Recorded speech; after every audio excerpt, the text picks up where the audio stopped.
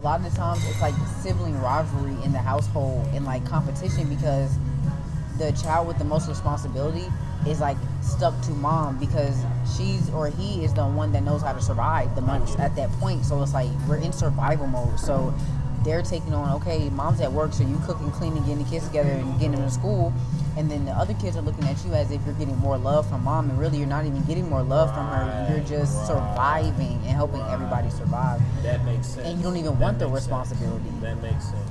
And then becomes competition too, because it's like the younger ones are looking at you as if you're getting more love, and then you're looking at them as if they got protected more than you did because you were exposed to way more than they were exposed to. And it's like, okay, well, you didn't go through that. You really got the nice part of the stick. I got the part of the stick with the thorns out the end.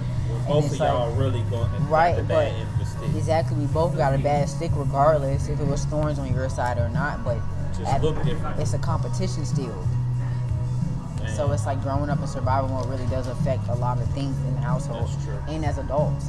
Because when you grow up in those households, it's like you think y'all so close as a family, but y'all really surviving. And then when everybody goes out onto their own, it's like you don't really hear from your sibling no more. They real secretive. You don't know what they got going on. It's like we're not really close like that. It's a deep conversation. That's why I'm really starting it, because I don't really hear a lot of people talking about how survival mode really affects families, and we thinking we so close, but it's like the only time we ever really getting together or going hard for each other is if we have a survival situation going on. Like, okay, mom need help doing this, so I'm gonna drop this, I'm gonna do this. That's the only time we really working together.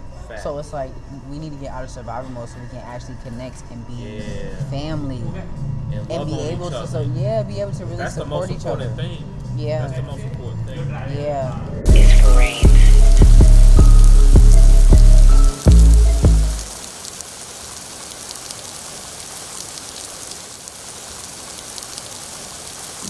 Typically, when growing up in survival mode, the child with the most responsibility is normally the one that the other siblings are envious of. They're envious because they feel as if this child is getting more love from mom than they are getting. But in all actuality, this is just a child that is more capable of being in survival mode with mom. This is the child that knows how to cook, clean, run the household when mom's not around. This is typically the oldest child, but it can vary in different situations depending on how your household has been set up. This child typically takes on second command, second mom. The role that is completely not their role, but it's been assigned to them because you guys are surviving and trying to make it, and you're just making it happen. This sibling rivalry can go deep because a lot of our parents grew up looking for love. They didn't get the proper love growing up, so when they got older, their number one goal was to build their own family. I'm going to get my own family, and it's going to be nothing like the family I had growing up. They went out looking for a family because they felt like their family did not love them when they were younger. In them looking for this family, they settled in many ways and ignored a lot of red flags because they just desired to be loved.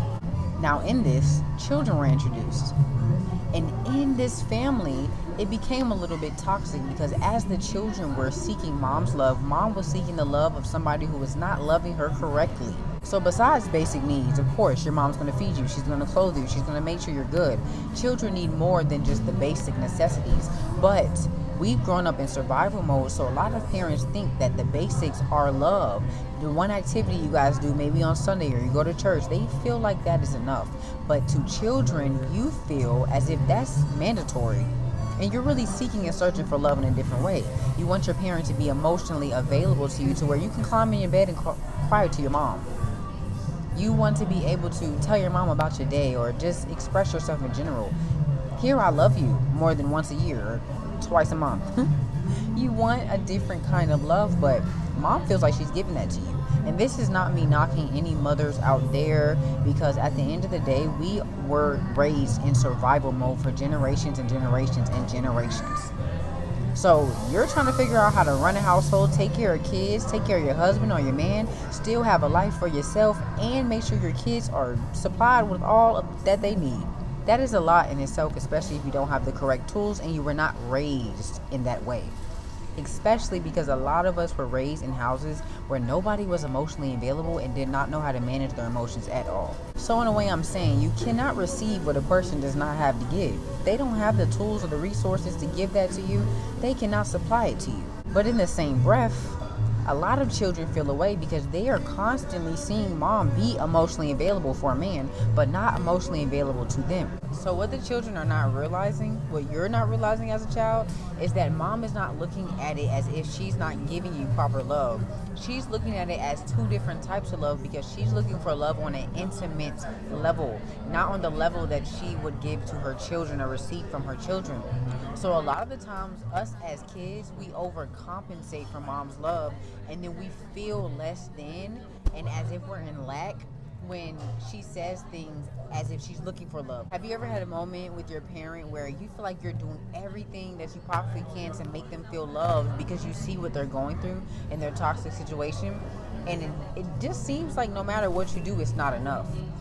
It's not that it's not enough, it's just not in the way that she is searching for. A lot of the times, us as children, we overcompensate for mom's love. And we learn overcompensation because mom is overcompensating for dad's love. So we take that on as a form of love when it's really toxic love. And then we end up taking that overcompensation into all of our relationships, friendships, intimate relationships, business relationships. We will go out the way and overcompensate to be accepted and to be loved because we feel like we're not enough because of that void that was started in us as children, not feeling like we're enough for our parents. As I was saying earlier, the sibling with the most responsibility, who is typically the oldest, is envied by the rest of the siblings in the household because they feel that sibling is getting more love than they are. But really, in all actuality, they just hold more responsibility than the rest of the kids and are more capable of helping mom survive.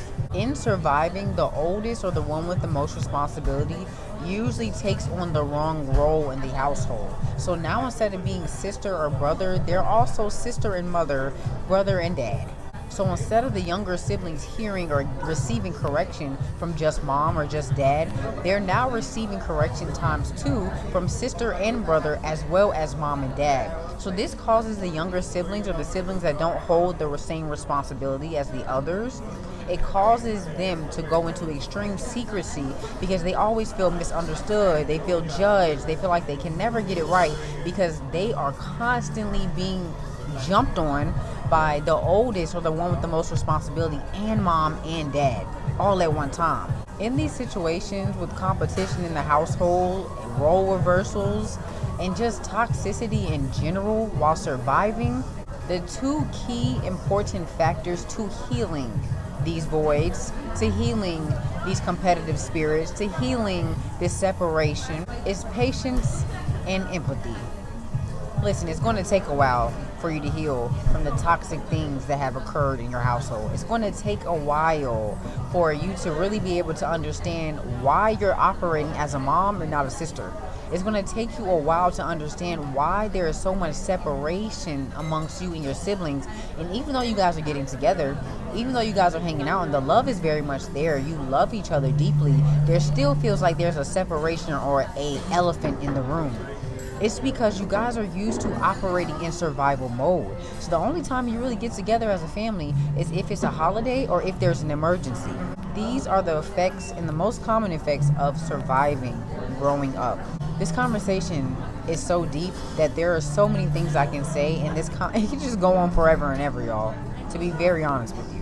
That's why I'm breaking down each episode in different segments so that we can really get deep and get to the nitty gritty of what survival mode does and the effects that it has on families. What you need to understand is that you have to step back into your right role. If you are a sister, you need to stop operating as a mother. If you are a brother, you need to stop operating as a father. And I know that you grew up having to survive. You grew up feeling that role while mom was at work, while dad was out. Whatever it may have been for you. I know that subconsciously you are operating like that because of how you were raised in the environment that you're in, but you really just want to be a sibling. You really just want to be who you are. You never even asked for that responsibility, and sometimes carrying the weight and the trauma and the pain that comes behind having to operate like that affects you because you never even asked to be in that situation in the first place. So as siblings are envious of you and you're getting backlash because you're operating as a mom and not as a sister, it offends you because you never asked for the position to begin with. You were just trying to help everybody survive. So this is going to take a lot of patience, a lot of inner child healing, and a lot of self-accountability. It was nobody's fault. We can't play the blame game. We are literally growing up in the same ways that many generations before us have grown up, and they did not have the tools or the resources or the access that we have to the things that we have access to nowadays. So it's up to us to really break the cycles and generational curses and open those doors for the people in our families and for our children to come. So it's nobody's fault. Don't beat yourself up that you're operating as a mother and not as a sister. Now that you are aware of it, you can take the necessary time and go after the necessary tools to be able to change and operate in the role that you were assigned, which is your sister, which is a brother, not a mom, not a dad, not a caretaker, not a dependent, whatever it is for you, however you are operating in your toxic household. When it comes to healing the tension between the oldest sibling and the youngest sibling, or the sibling that had the most responsibility, you have to be empathetic.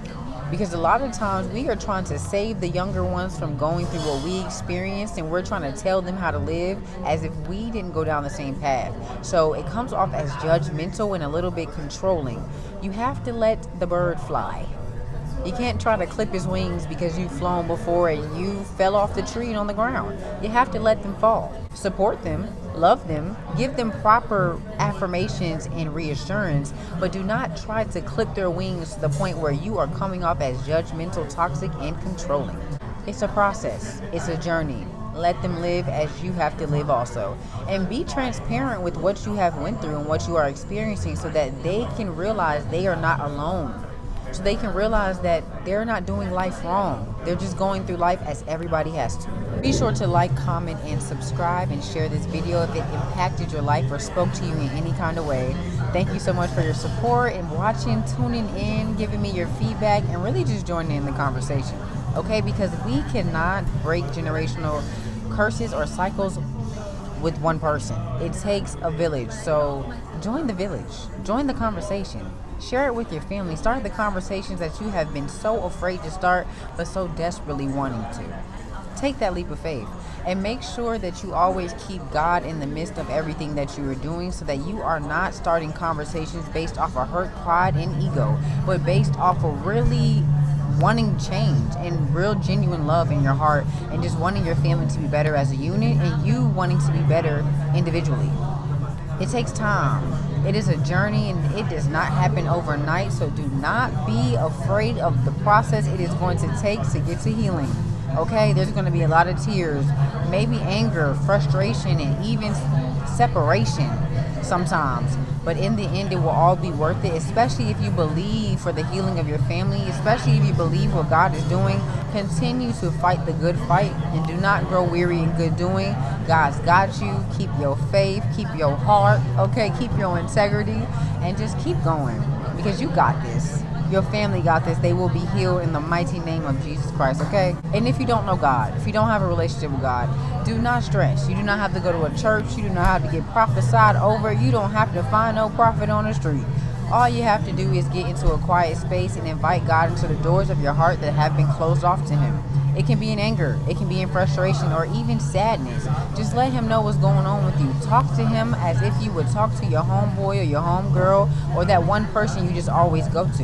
And if you don't have somebody you go to, just talk to Him. Talk out loud. Say, God, listen, I'm frustrated and I'm a little angry, a little upset with you because I don't know why my life is going the way it's going, and I want better for my life. It's just that simple. Ask Him to reveal Himself and His hand in your life so that you guys can begin forming an intimate relationship. Everybody's relationship with God looks different, so do not think you have to mimic how anybody else has a relationship with God. He will show you what He wants to be called, and He will tell you how y'all relationship is going to be through experience and you actively seeking and searching for Him. Okay? So have an amazing day. Thank you so much for tuning in to Survival Mode. Thank you so much for watching my podcast. I pray to see you next time, and don't be afraid to reach out. Okay? Don't be shy now. This is a community. This is a family. Do not ever think you're alone on this journey. I am with you. God is with you. Do not grow weary in good doing. This is our season. It is a shift. So do not stay in stagnancy or fear thinking this is not your time. We've been screaming it's our time for 4,500,000 years. This is the year, y'all. This is the year. This is our season, okay? So scream it one more time and put in the work behind it and watch how God will work. See you later.